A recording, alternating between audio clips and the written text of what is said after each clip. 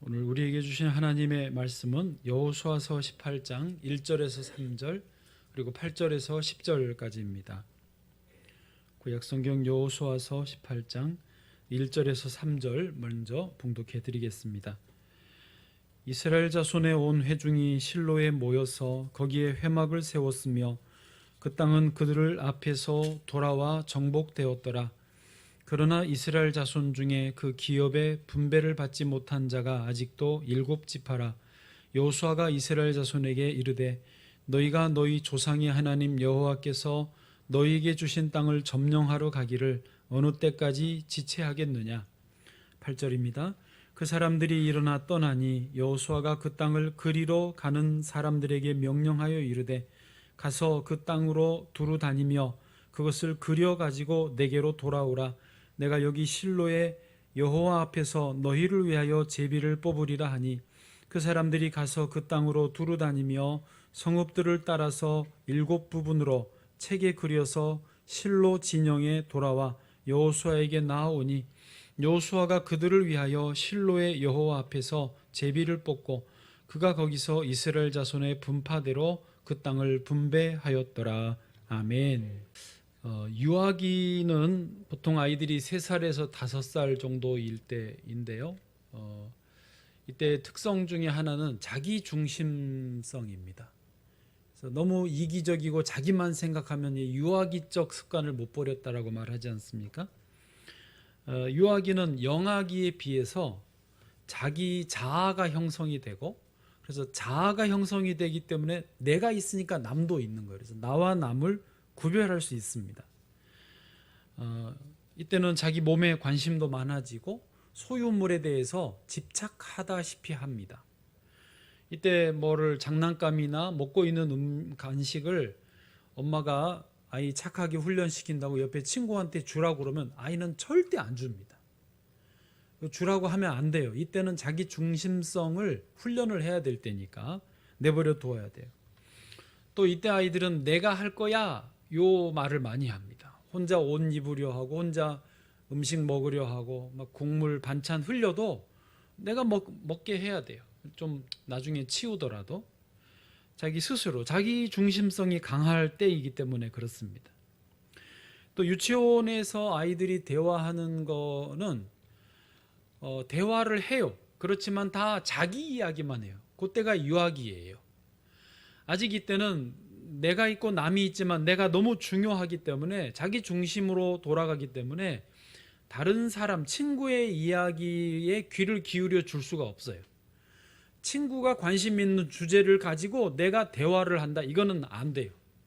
그냥 다 대화를 하는데 자기 이야기만 하는 거야. 우리 아빠가 초코파이 사줬어. 뭐 장난감. 얘는 또 나는 어제 놀이터에서 놀았고 뭐 어쩌고 뭐 먹었고 전부 딴소리를 하는 거예요. 그게 유치원 대화예요. 그래서 어른들도 가끔 자기 이야기만 하면 유치원 수준의 대화를 한다고 공감을 못 해주는 상황인 거죠. 어쨌든 건강한 인격으로 성장하려면 이 유아기적, 자기중심적인 유아기를 잘 보내야 돼요. 그대로 보내야 됩니다. 유아기 다음 단계는 아동기입니다. 보통 초등학생 때인데 이때 아이들은 자기 중심성이 조금 감소됩니다. 친구들과 상호작용도 가능하고 협동, 경쟁도 할 수 있습니다. 친구의 입장에서 생각하고 그 관심 주제로 대화하는 것도 가능합니다. 선물도 주고받고요. 우정도 발전시킵니다. 그리고 또래들 간에 이제 그런 어떤 서열이 매겨져요. 외모나 공부 성적이나 남자아이들끼리는 힘겨루기를 해요. 이렇게 좀 싸워봅니다. 그리고 제가 주먹이 더 세다 그러면 안 덤벼요. 그래서 초등학교 때 대장은 한 번 대장 되면 계속 대장이 됩니다. 나와 다른 사람들을 이제 비교도 할 수 있고 자아중심에서 벗어나서 이게 이제 서로가 보이는 거죠. 이때 탈중심화가 일어나고 자기중심성을 극복하는 것입니다. 그런데 사실 우리가 유아기 아동기를 다 지나왔지만 아직도 우리 사람은 최소한 조금씩은 자기중심성의 경향을 가지고 살아갑니다. 그래도 성숙하고 성장하다 보니까 어느 정도 훈련되고 다듬어져서 이제 다른 사람도 배려할 줄 알고 공감할 줄 알고 도와줄 줄 아는 그런 역량이 생긴 것이죠. 그런데 가끔 보면 성인임에도 불구하고 여전히 철저하게 자기 중심적으로 생각하고 말하고 행동하는 사람들도 있습니다.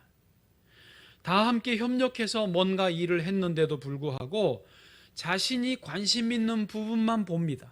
자신이 관심 있는 것에 대해서만 말합니다. 자기가 관심 있는 사람에 대해서만, 그 분야에 대해서만 평가하는 것입니다. 수많은 사람들이 기여했고 수고했고 애썼는데 그는 생각도 안 합니다. 말도 안 합니다.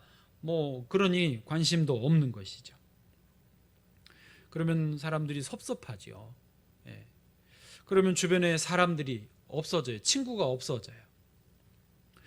사실 한국 교회가 사회로부터 신뢰를 잃고 또 비판을 받는 대상이 된 데에는 이게 원인이 좀 있어요. 교회가 자기 중심으로만 돌아간다라는 거였습니다. 기도하신 대로 예수님은 너희가 세상의 빛이요 소금이라고 가르치셨는데, 또 한편으로 사람들은, 한국 교회는 구원의 방주다. 그래서 방주를 벗어나면 다 홍수에 휩쓸려 죽는다. 이게 박혀서 교회 밖의 사람들과 대화도 잘 안 하고 교제도 안 하고 함께 참여하는 일, 협력하는 일을 안 하는 것이죠. 그들만의 리그가 되었던 것입니다. 그런 의미에서 어제 우리가 마을 바자회에 참여를 했습니다. 교회가 주도한 것이 아니고 마을이 주도하고 교회는 한 꼭지만 맡아서 참여한 것입니다. 물론 매출이 별로였습니다. 광고에 나왔지만 64만 원 정도 매출했는데 그 재료비와 다른 비용들을 제외하고 또 기부금 10만 원 내고 나니까 3,500원 남았어요. 물론 팔지 못한 재료들은 더 많이 남았어요. 7월 첫째 주에 선교의 날 맥주 감사절 때 사용할 때인데 다 냉동실로 들어갔습니다. 어쨌든 그런 것과 상관없이 마을에서 하는 바자회, 교회가 겸손하게 함께 참여하는 것 자체, 그리고 교회가 해줄 수 있는, 봉사할 수 있는 것들을 기여해 주는 것이 참 귀했습니다. 저에게, 제가 목사라서 일부러 그러셨는지 모르지만 저에게 교회가 같이 해주니까 너무 좋다고, 우리 교회 이름을 다 발음을 못해요. 그래서 줄여서 자기들이 말하기를 명성교회라고 그냥 해요. 명성교회가 해주니까 얼마나 좋은지 모르겠다고, 명성교회 없으면 안 되겠다고, 진심인지 앞이니까 하시는 말씀인지는 모르지만 그래도 감사하죠. 그렇게 말해 주시니까. 우리가 주 안에서 성장하고 성숙해 가야 되는 하나님의 사람들로서 우리는 좀 노력해야 됩니다. 훈련해야 됩니다. 어떻게 해요? 자기 중심을 넘어서서 타인 중심으로, 또 자기 중심을 넘어서서 하나님 중심으로 나아가야 될 줄로 믿습니다. 오늘 이제 본문으로 좀 들어가 보겠습니다. 오늘 여호수아서 18장을 읽었는데요. 여호수아와 이스라엘 백성들이 실로라고 하는 곳에 잠시 다 같이 모였습니다. 거기서 하나님의 임재의 장소인 회막, 성막이라고도 하는 회막을 세우게 되고, 그 회막 안에는 성소와 지성소 공간이 두 곳이 있죠. 하나님의 법궤를 지성소에 안치하게 됩니다. 그리고 이제 여호수아가 이스라엘 백성들, 실로에 모인 자손들에게 이렇게 중요한 메시지를 전합니다. 그게 뭐냐면 가나안 땅 정복이 한 절반 정도는 됐지만 아직도 차지하지 못한 땅들이 많고, 또 12지파 중에서 7지파가 자기 땅 배분을 받지 못했습니다. 그래서 7지파에서 대표자 3명씩을 뽑아서, 그러면 몇 명이에요? 네, 그냥 생각 한번 하시라고. 이제 다른 땅들로 다 보내라는 거예요. 그래서 그 21명이 가서 땅을 7부분으로 나누어서 지도를 그려오면 이 성소가 있는 실로에서 제비를 뽑아가지고 7지파에게 땅을 한 부분씩, 한 덩어리씩 이제 배분을 하겠다, 그거죠. 그래서 그들이, 대표자들이 떠나서 실제로 부분으로 지도를 그려왔고, 그리고 기도하고 제비 뽑아서 땅을 분배합니다. 그게 마지막 10절 말씀이에요. 10절입니다. 같이요. 시작. 여호수아가 그들을 위하여 실로의 여호와 앞에서 제비를 뽑고 그가 거기서 이스라엘 자손의 분파대로 그 땅을 분배하였더라. 아멘. 자, 오늘 본문의 스토리는 이렇게 끝입니다. 그런데 이제부터 좀 나누기를 원하는 주제가 나오는데, 그게 뭐냐면 이 실로라고 하는 장소입니다. 따라 해보실까요? 실로. 예, 실로. 이 장소도 입에 좀 붙으시면 좋겠어요. 어렵지는 않으시죠? 실로라고 하는 이 장소가 이때로부터, 이 여호수아 18장 1절 이때로부터 향후 약 200년 동안 이스라엘 민족의 정치적인, 군사적인, 신앙적인 중심지가 됩니다.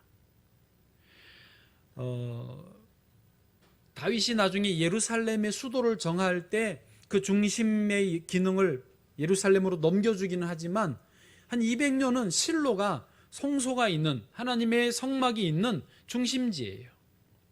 실로 직전에 가나안 땅을 막 요단강 건너 들어왔을 때 길갈이 잠깐 동안 전진기지가 됐지만 그거는 잠깐이에요. 정식으로 회막이 세우고 법궤가 안치되고 하나님 만남의 장소는 이곳 실로예요. 그런데 이 18장 1절에 다시 한번 눈으로 보시면요, 회막으로 돼 있는데 이스라엘 자손의 온 회중이 실로에 모여서 거기에 뭘 세웠다고요? 회막을 세웠어요. 이게 이제 성막인데 여기에 쓰여진 히브리어가 앞에 그 전에 쭉 모세오경에 나오던 회막과는 히브리어가 다른 게 쓰였습니다. 보통 회막은 뭐냐면 미시칸이에요. 미시칸의 뜻은 하나님의 임재의 장소, 하나님이 여기에 거하신다, 하나님이 임재하신다에 초점이 맞춰져 있는 표현이에요. 미시칸이에요.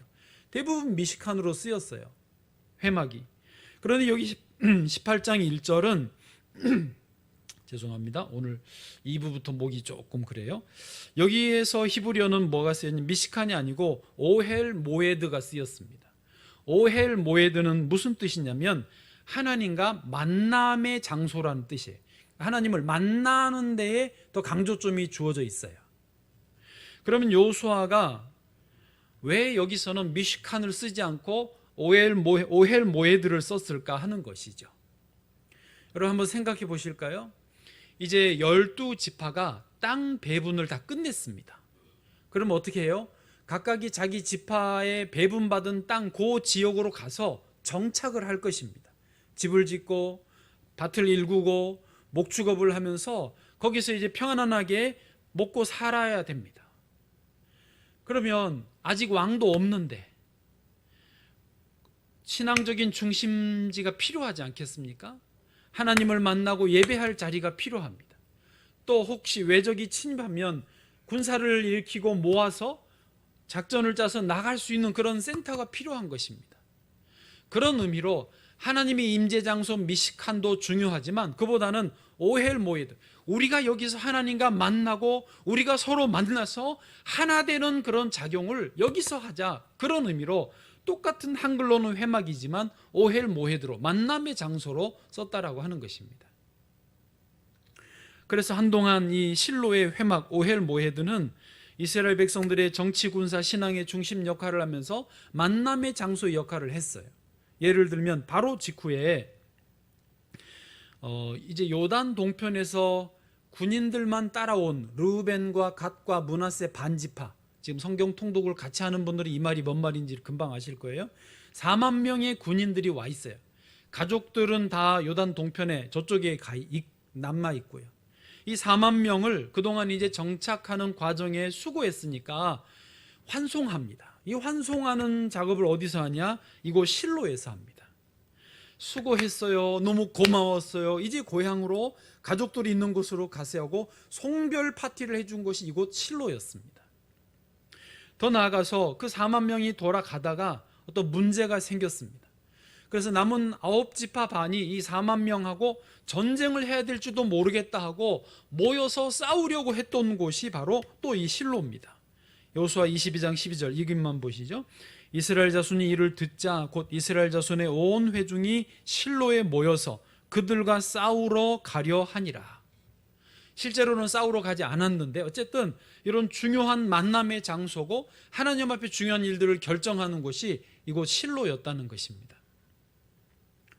그런데 안타깝게도 여호수아의 바램처럼 실로가 계속 쓰임받지를 못합니다. 자기 땅을 분배받아서 흩어지고 집 짓고 농사 짓고 삶이 안정이 된 백성들은 이제 번거롭게 실로까지 나오려고 하지 않고 자기들이 있는 곳에서 편리하게 그냥 신앙생활을 하기 시작합니다. 번거롭지 않은 신앙생활을 합니다. 그래서 세월이 흐를수록 실로의 그 기능이 약화돼요. 이제 여호수아서 후반부인데 여호수아서 끝나면 사사기로 넘어가잖아요. 사사시대에 가면 이게 적나라하게 드러납니다. 사사기 18장 31절이에요. 앞 상반절과 하반절에 동시에 중요한 말씀이 나와요. 하나님의 집이 실로에 있을 동안에, 자 보십시오. 하나님의 집이 어디 있어요? 실로에. 지금 여전히 실로에 하나님의 집, 성소, 아까 회막, 오헬 모헤드가 거기 있어요. 그리고 하나님 법궤도 거기 있어요. 그렇게 있는데 그동안에 미가라고 하는 사람이 미가가 만든 바 새긴 신상이 단 자손에게 있더라.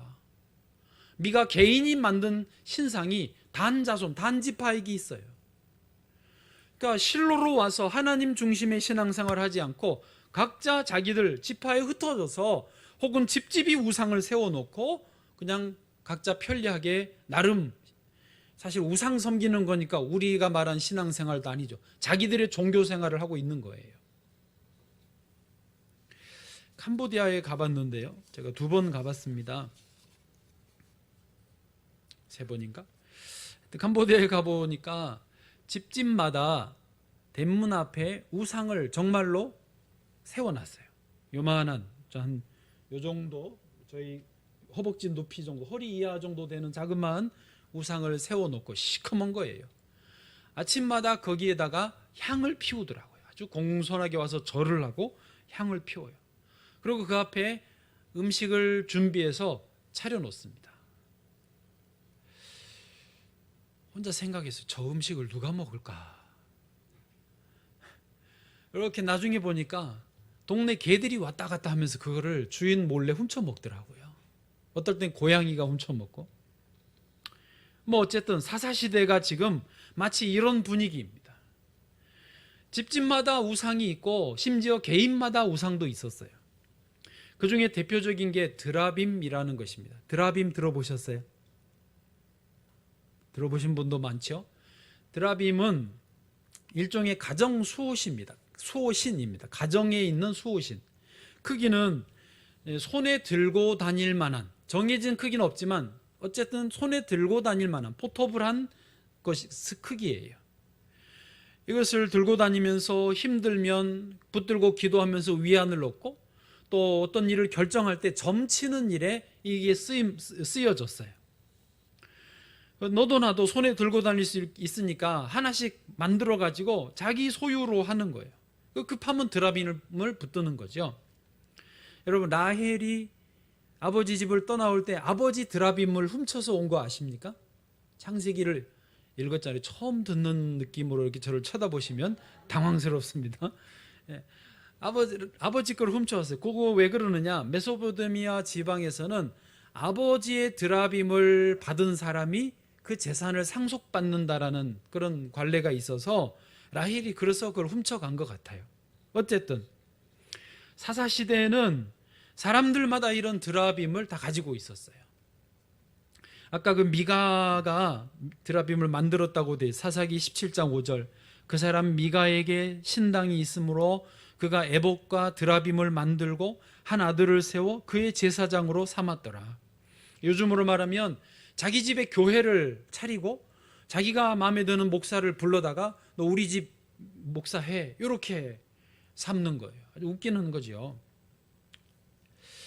여러분, 제가 이 드라빔 사진을 좀 보여드릴 걸 좀 아쉽다 싶은데 여러분이 한번 인터넷에 검색해 보세요. 드라빔이라고 하는 것을 제가 좀 묵상을 하면서 요즘에 우리 사람들과 가지고 있는 것과 좀 비슷하다라는 느낌을 받습니다. 저만의 생각입니까? 얼마 전에도 말했지만 동해에 몇 년 전에 산불이 나서 급하게 불이 막 옮겨 붙을 때 그 산골에 사는 노인들이 불을 피해서 자다가 뛰쳐나오셨는데 전부 다 손에 요거는 들고 나오셨대요. 통장은 안 들고 나도 요거는 들고 나오셨대요. 저는 드라빔을 생각하면 요즘 왠지 핸드폰과 좀 비슷하다는 생각을 합니다. 사람마다 손에 이거를 들고 있습니다. 어린아이들도 청년들도 어르신들도 이제는 익숙해졌습니다. 그 산골의 노인들도 이것만 들고 나왔으니까요. 스마트폰 없이는 살 수 없고 아주 의존적이 됐습니다. 물론 편리한 점도 많습니다. 제가 이거를 도매금으로 넘길 생각은 아니지만 그래도 보면 대체로 이것 때문에 사람들이 스스로 생각할 시간을 많이 잃어버렸습니다. 재미있고 또 편리한 기능도 있지만 감각적이고 킬링 타임이라고 시간을 죽이기에 그냥 재밌네 하고 시간 보내기에는 이것처럼 적당한 게 없습니다. 이게 위로가 돼요. 또 모르면 이걸로 물어보잖아요. 네이버에 물어봐. 저만의 생각입니까? 여러분 별로 감동이 없으시네. 제가 우기는 겁니까? 제가 어제 교회 근처에 어떤 초등학생이 앉아 있는 걸 봤어요. 그러고 요거를 요렇게 보고 있더라고요. 요걸 가로로 보는 걸 보니까 뭐 하는 거예요? 게임하는 거죠. 어떻게 하셨어요? 해봤어요? 이렇게 보는 게 가로로 보더라고요. 그래서 제가 이제 반가운 마음에 누구야 하고 불렀어요. 여기 있어 하고 인사를 했는데 얘가 이거에서 눈을 못 떼는 거예요. 지금 자기 생각에 목사님이 부르는 거를 느끼고는 있는데 앞에 서 있는 거를 아는데도 여기서 시선을 절대 못 떼는 거예요. 그래서 제가 할 수 없이 한 번 더 불렀어요. 너무 안쓰러워가지고 누구야 뭐 해 그랬더니 제가 2번 부르니까 얘가 이렇게 막 하다가 진짜예요. 딱 한 번. 와, 그 다음에는 미안해서 못 부르겠더라고요. 그래 갈게 그러고는 지나갔어요. 내가 더 한 번 나쁜 놈이지. 여러분 참 안타까운 마음이에요. 어쨌든 다시 실로로 가서 실로가 이제 역사적으로 그 역할을 중심제 역할을 점점 잃어버리게 돼요. 왜냐하면 사람들이 다 자기의 드라빔을 가지고 살기 때문에 실로로 나오지 않는 거예요. 그래서 실로의 기능이 퇴색되다가 이제 사사기를 넘어서 그 다음에 사무엘서거든요. 사무엘상에 가면 상당히 시간이 흘렀죠. 그래서 한 200년 정도라고 말했는데 블레셋과 전쟁하다가 그 실로에 있는 법궤를 메고 나갑니다. 이겨볼기라고. 그러다가 아벡 전투라고 하는데 블레셋과의 싸움에서 그때 패배하고 이 법궤도 빼앗기게 됩니다. 그때 이후로 실로의 시대는 끝나죠. 왜? 더 이상 사람들이 안 오니까. 법궤까지 그래서 뺏기고 마니까. 여러분 우리가 하나님 앞에 나오는 것 번거롭고 이거 보고 하는 게 쉽고 지금 스마트폰 예배 드리는 분들을 뭐라 그러는 거는 아니에요. 여러분이 상황이 다 있으시니까 어떤 그런 흐름을 지금 말하는 것입니다. 우리가 계속 이렇게 가면 하나님이 지금 실로 같은 우리의 예배당, 우리의 이런 모임들이 더 이상 그래 유럽의 교회처럼 문 닫자. 유럽의 교회처럼 모슬렘으로 넘어가게 하자. 술집이 되게 하자. 박물관이면 땡큐지. 그렇게 되게 하자. 문 닫자라고 하실 수도 있다라는 거예요. 자, 어쨌든 오늘 다시 본론으로 와서 자기 중심성을 넘어서기를 축복합니다. 그러면 넘어서기를 축복합니다. 아멘. 아멘을 해줘야 저도 넘어가지요. 네, 깜짝이야. 넘어가기 싫어요? 넘어가기를 원합니다. 아멘. 자, 그러면 어떻게 하면 넘어갈 수 있을까? 또 제안을 드려봅니다. 말씀에 의지해서 첫 번째, 하나님과의 만남을 정기적으로 가져야 한다는 것이죠. 문이 돌아갈 때에 경칩이 안정되게 있어야 문이 잘 회전이 가능하듯이 우리 삶이 안정적으로 돌아가기 위해서는 중심축이 다 필요합니다. 그런데 그 중심이 나 자신이 되어서는 사실은 안 된다는 거죠. 하나님과 정기적으로 만나고 교제하고 하나님과 함께하는 그 시간이 내 삶의 중심이 되어야 한다는 것입니다. 오헬 모에드, 하나님과 만남의 장소가 중심이 되어야 한다는 것이죠. 그래서 실로가 하나님 만남의 장소이고, 이스라엘 백성이 어쨌든 하나님을 만나고 말씀을 듣고 읽고 묵상하고 마음에 새기고 승리할 때 놀라운 은혜와 승리를 경험하였습니다. 지금 107세가 된 여호수아, 죽음을 앞둔 여호수아가 이스라엘의 리더들을 모아놓고 그것을 간증하고 있어요. 지금 그냥 자기도 모르는 세계를, 미지의 세계를 말하는 게 아니라 자기가 살아온 날 경험을, 같은 경험을 한 이스라엘 그 지도자들에게 간증으로 부탁을 하고 있어요. 여호수아 23장 3절 말씀입니다. 이렇게 말하죠. 너희의 하나님 여호와께서 너희를 위하여 이 모든 나라에 행하신 일을 너희가 다 보았거니와. 여호수아도 너희 지도자들도 다 보았지 않느냐? 그리고 너희의 하나님 여호와 그는 너희를 위하여 싸우신 이시니라. 하나님이 싸워주셨지 않았느냐라고 과거의 일을 지금 말하고 있어요. 그러면 어떻게 하라고요? 이제 23장 8절로 넘어가서 오직 너희의 하나님 여호와께 가까이 하기를 오늘까지 행한 것 같이 하라. 문맥이 이해되시죠? 지금까지 하나님 가까이에서 우리가 하나님이 싸워주셔서 승리했던 것처럼 앞으로도 그렇게 하나님을 가까이 하라는 거예요. 그럼 어떤 일이 있느냐? 10절로 가니까 너희 중 한 사람이 몇 명을 쫓아요? 1000명을 쫓으리니 이는 너희 하나님 여호와 그가 너희에게 말씀하신 것 같이 너희를 위하여 싸우심이라. 아멘. 제가 여호수아서를 읽으면서 이 두 부분이 제일 마음에 들었는데, 하나는 실로라고 하는 이 장소고 또 하나는 여호와께서 너희를 위하여 싸우신다, 이 표현입니다. 지금 다시 말합니다. 여호수아는요 경험을 한 거예요. 우리가 하나님을 가까이 하고 하나님과 정기적으로 만나고 말씀에 순종해 나아가면 하나님이 우리를 위해 싸우시더라. 그러니 앞으로도 그렇게 해라. 그리고 너희 한 사람이 1000명을 쫓을 것이다. 여러분, 고대의 전쟁 방식은요 칼, 창 들고 직접 맞붙어서 싸우는 방식이에요. 그러다가 한쪽이 밀린다 싶어서 쫓겨 도망가면, 후퇴하면 이거는 전쟁의 승리를 의미하고, 전쟁의 승리는 곧 그 적들이 가지고 있었던 모든 재산, 성, 모든 재물들을 다 소유할 수 있는 권리를 갖는 거예요. 그런 생각해 보세요. 한 사람이 지금 1000명을 쫓는다 생각해 보세요. 어마어마한 능력 아닙니까? 옛날식 표현이어서 그렇지 지금으로 말하면 하나님을 가까이 할 때 얼마나 대단한 능력을, 얼마나 엄청난 축복을 주시는지 우리가 상상할 수 있지요. 그런 의미에서 하나님과 정기적인 만남을 가져야 돼요. 여러분, 주일 예배를 생명처럼 여기시기를 축복합니다. 주일 예배가 코로나 때 지금 많이 지금 사실 우리가 2부도 그랬지만 3부, 원래 코로나 전에요 3부에 여기 다 찼어요. 그래도 지금 많이 오셔서 이 정도인데 지금 좀 분발할 필요가 있습니다. 또 지난주에 새로 왔다는 게 이제 현장으로 오시고, 오늘도 또 현장에 오신 분들이 눈에 보여서 너무 감사한데요. 여러분 계속 좀 이제 오셔야 돼요. 정말 상황이 어려운 분들을 위해서 이 영상을 유지는 할 겁니다만은 주는 현장으로 이제 나오는 게 좋습니다. 실로에 모여야 됩니다.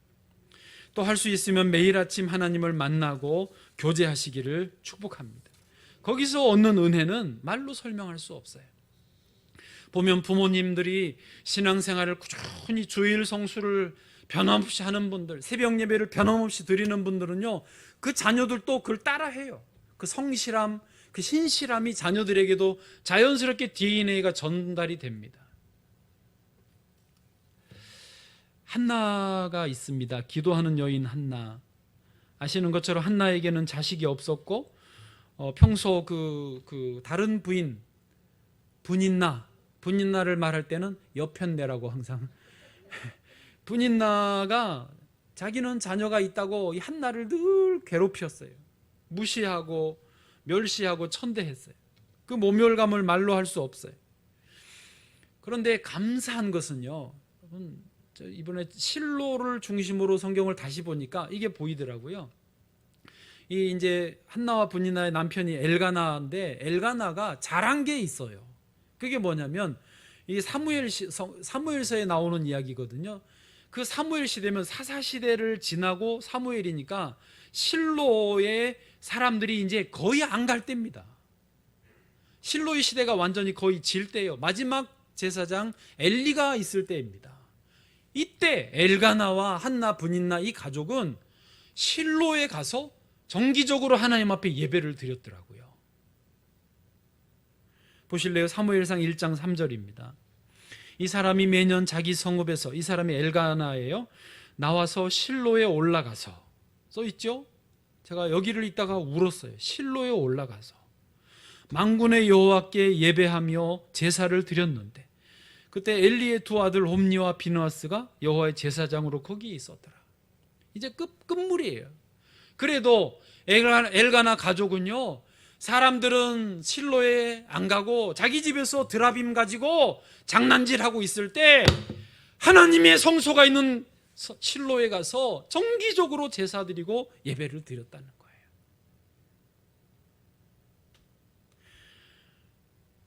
거기서 제사 드리고 난 음식을 나눠 먹거든요. 그게 레위기의 제사법 아닙니까?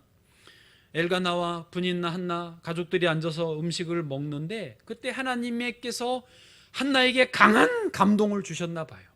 한나가 음식을 먹다가 일어납니다. 9절에 보니까요, 그들이 실로에서 먹고 마신 후에 한나가 일어나니 그때에 제사장 엘리는 여호와의 전 문설주곁 의자에 앉아 있었더라. 엘리가 이제 나이든 제사장으로 끄떡끄떡 앉아 있는데, 10절, 한나가 마음이 괴로워서 여호와께 기도하고 통곡하며. 얼마나 기도했는지 엘리 제사장이 보면서 술 취했나? 왜 술 먹고 와 기도하나? 책망합니다. 한나가 말합니다. 아닙니다. 저희 여종은 기도할 제목이 있어서 기도하고 있습니다. 엘리가 선포해줘요. 너에게 하나님의 아들을 주시리라. 아멘 하고 들어가서 한나가 그 다음에 아들을 얻습니다. 그렇게 해서 얻은 아들이 누구예요? 사무엘이에요. 사무엘 선지자가 그래서 그렇게 나온 거예요. 여러분, 우리 모두에게 실로가 분명하게 있기를 축복합니다.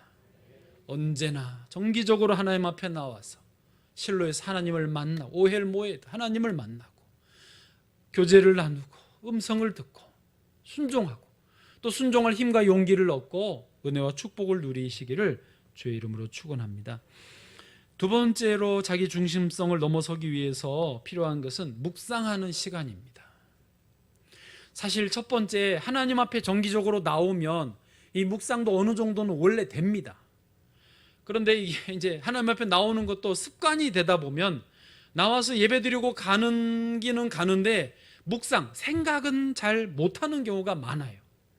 게다가 우리 한국인들은, 크리스찬들은 또 바쁘잖아요. 한국 사회가 얼마나 바빠요. 그렇죠, 제냐? 러시아보다 훨씬 바쁘게 돌아가요. 한국이 대체로 그래요.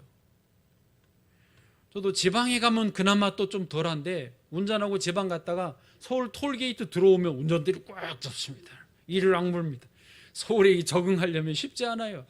그러니 묵상하는 시간, 생각하고 자기를 성찰하는 시간이 어려워요. 침 튀었네. 그래서 일부러 2번을 따로 냈어요. 주변을 돌아보고 나도 모르게 이기적으로 살지는 않는지, 너무 자기 중심성에 갇혀 있지는 않는지, 너무 내가 편협해져 있지는 않는지 돌아보고 성찰할 시간이 필요해요. 며칠 전에 중앙일보에 우승자의 습관이라는 글이 실렸더라고요. 제목이 괜찮잖아요. 우승자의 습관. 그래서 일부러 좀 읽어봤습니다. 내용이 뭐냐 하니까, 최근에 코로나가 풀리면서 클래식 부분에 국제 콩쿠르가 계속 연달아 열렸습니다. 그런데 웬일인지 우리나라 연주자들이 막 우승을 한다는 거예요. 지난달에는 핀란드 헬싱키에서 열린 시벨리우스 콩쿠르에서 바이올리니스트 양인모가 우승을 했고, 양인모 아세요? 네, 저도 잘 몰라요. 네. 첼리스트 최하영은 이번 달에 벨기에 브뤼셀에서 열린 퀸 엘리자베스 콩쿠르에서 우승했고, 또 비올리스트 박하영은 도쿄 비올라 콩쿠르에서 우승하고, 또 바이올리니스트 위재영, 비올리스트 윤소희가 워싱턴 국제 콩쿠르에서 1위에 올랐다고 요즘에 좋은 승전보들이 들려옵니다. 콩쿠르는 그냥 연주해도 긴장감이, 스트레스 압박감이 대단하지만 콩쿠르는 경쟁이기 때문에 실수하면 탈락이거나 순위가 탁 떨어지잖아요. 그래서 그 어떤 정신력, 그런 압박감을, 연습은 물론이지만 압박감을 이겨낼 수 있는 정신력이 제일 중요하다는 것입니다. 이제 요지가 이 글에 여기서 우승하는 사람들의 정신력이 남다르더라. 그리고 양인모 같은 또 이런 우승하는 사람들을 뒤에 좀 찾아보니까 그들의 습관이 있더라는 거. 우승자의 습관. 예를 들면 바이올리니스트 양인모는 운동을 그렇게 좋아한대요. 바이올린을 키는 남자 그러면 굉장히 좀 여리여리하고 키가 호리호리하고 좀 가냘픈 그런 느낌이잖아요. 작은 바이올린이니까. 그런데 축구를 그렇게 잘한대요. 축구를 좋아하고. 축구만 하는 게 아니라 혼자 하루 정도 기차나 버스를 타고 시 외곽으로 나갔다가 오면서 자기가 공부하고 연습하는 그 공간과 그 상황들을 객관적으로 바라보는 시간을 일부러 갖는다는 거예요. 저는 이런 거 굉장히 좋다고 생각해요. 또 지금은 독일 한스 아이슬러 국립음대에서 공부하고 있는데 꼭 하루 2번씩 산책을 하고 또 녹차를 마시고 또 이제 우리 기독교하고는 별로 좀 거리가 있지만 명상을 하고, 우리는 묵상하면 되니까요. 지금 그런 습관을 유지한다는 거예요. 또 아까 첼리스트 최하영도 우승했는데 최하영은 자기 아버지가 역사학자여서 그런지 독서를 그렇게 한답니다. 첼로만 연습하고 놀고 있는 게 아니라 첼로 연습하고 또 일부러 시간 내서 책을 꾸준히 읽는다는 거예요. 그걸 통해서 사색을 하는 거죠. 그게 이제 묵상, 성찰이 이루어지는 것입니다. 한 명만 더 말하면 그래서 첼로의 거장 파블로 카잘스라고 하는 분이 있는데 96세에 세상을 떠났어요. 세상을 떠나는 날까지 매일 아침 일어나자마자 피아노를 쳐요. 첼로의 거장인데 아침마다 피아노를 쳐요. 바흐의 평균율, 클라비오 곡집 중 몇 곡을 피아노로 꾸준히 아침마다 친대요. 그리고 이분이 이 글 쓰는 분이 뭐라고 했냐면 기도에 가까운 이 습관을 매일 행하며, 기도, 우리 기독교인들이 새벽 기도를 매일매일 한다는 걸 알고 그렇게 표현하는 거예요. 우리가 매일 아침에 깨어서 말씀 듣고 기도하는 것, 성경 읽고 묵상하고 성찰을 하는 것, 그게 우리에게도 절대적으로 필요하다라는 거예요. 저는 개인적으로 등산을 가고 동네를 이렇게 걸어 다니는 시간들을 좀 갖는데, 제가 동네를 왜 걸어 다니겠습니까? 뱃살 빼려고 걸어 다니겠습니까? 아니에요. 네, 생각하려고. 저는 그때가 그렇게 좋더라고요. 걸어 다니고 가만히 일부러 뭘 듣지도 않아요. 그냥 내 생각하려고. 듣지도 않고 걸어 다니면 몸 컨디션도 좋지만 제 안에 어떤 생각들을 정리를 할 수 있어요. 토요일 저녁 같으면 주일 말씀을 한 번 다시 점검을 하고 되새겨보는 시간들을 갖거든요. 여러분, 성찰의 시간, 묵상의 시간을 꼭 가지십시오. 네? 가져야 돼요. 네. 갖고 있어요? 여보세요? 가지셔야 됩니다. 이건 꼭 필요한 습관이에요. 시간 나면 이거 들고 드라빔 들고 들어눕지 마시고. 마지막으로 세 번째, 예수 그리스도를 따라가야 합니다. 따라서 예수 그리스도를 따라가야 합니다. 뭐 하려고요? 자기 중심성을 넘어서라고요. 여러분, 예수님은 자기 중심성을 철저하게 넘어서신 분이십니다. 예수님이 이 땅에 오신 목적 자체가 섬기려고 오셨습니다. 그래서 성경에서 예수님이 오신 기사를 적을 때 예수님이 너희를 위하여, 우리를 위하여, 우리를 위해 오신 거예요. 그러니까 섬기려고, 자기 중심성을 극복하려고 오신 분이 예수님이기 때문에 우리가 예수님을 따르면 우리도 자기 중심성을 어느 정도는 넘어설 수 있다는 거예요. 누가복음 2장 11절, 오늘 다윗의 동네에 너희를 위하여 구주가 나셨으니 곧 그리스도 주시니라.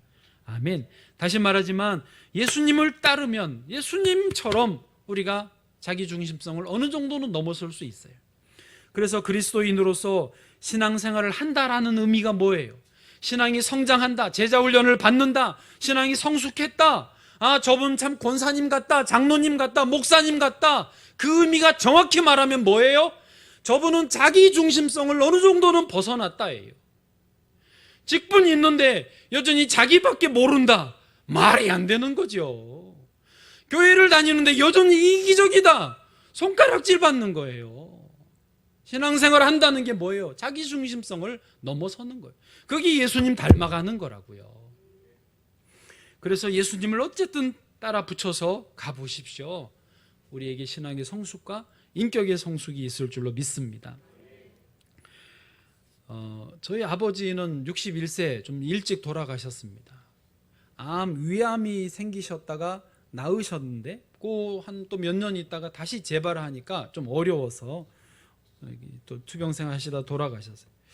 근데 제가 어려서 아버지 시골에서 같이 지낼 때는 아버지가 선량하신 분이시지만은 한 번도 집에 있는 쌀을 어려운 집에 가져다 준 걸 본 적이 없고 집에 있는 돈을 모르는 이웃에게 준 거를 본 적이 없습니다. 최소한 제가 있을 때는 그랬어요. 그런데 아버님이 암 지났다가 나으시고 좀 건강해지실 때에 제가 서울에 있는데 어머니에게 말씀을 들었어요. 아버지가 집에 있는 쌀을 어려운 집에 갖다 주신다. 돈을 준다. 병원비 대준다. 병원 다니면서 예수님의 복음을 전한다. 이 말을 제가 들었어요. 얼마나 감사했는지 몰라요. 우리 아버지가 그러셨다고, 남을 위해서 그렇게 하게 되셨다고 얼마나 감사했는지 몰라요. 여러분, 뭐가 좋아 보이십니까? 뭐가 좋은 삶입니까? 어린 아이들이나 청소년들 정도까지는 인스턴트 음식을 좋아합니다. 피자, 콜라, 이런 치킨 막 이렇게 맵고 짜게 한 이런 거, 자극적인 거를 굉장히 좋아합니다. 그때는 입에도 맛있고 몸에도 별로 안 좋은지를 몰라요. 어릴 때니까. 그런데 나이 들어가면 그런 거 좋습니까? 맛이 없어요. 맛부터 없어요. 전에는 저도 그래. 맛은 있었는데 이제 먹어보니까 맛도 없어요. 먹지를 못하겠어요. 몸에도 안 좋죠. 그걸 배우는 게 성숙한다라는 거예요. 그럼 자기를 중심으로 사는 건 유아기적이에요. 성숙하면 남을 위해 살고 하나님 중심으로 사는 게 이게 더 아름답고 이게 더 감사하고 이게 얼마나 복된 건지를 그때 아는 거예요. 그렇게 살아가게 되죠. 여호수아는 107세에 죽기 전에 이스라엘 자손들에게 이걸 너희들이 선택하라고 합니다. 자기 중심으로 계속 살 것인가, 아니면 실로를 중심으로 하나님 중심으로 살 것인가 선택하라고 해요. 오늘 저와 여러분이 선택하기를 원합니다. 자기 중심성을 넘어서기를 축복합니다. 하나님이 함께 하시고 한 사람이 천을 쫓는 은혜와 복을 주실 줄로 믿습니다.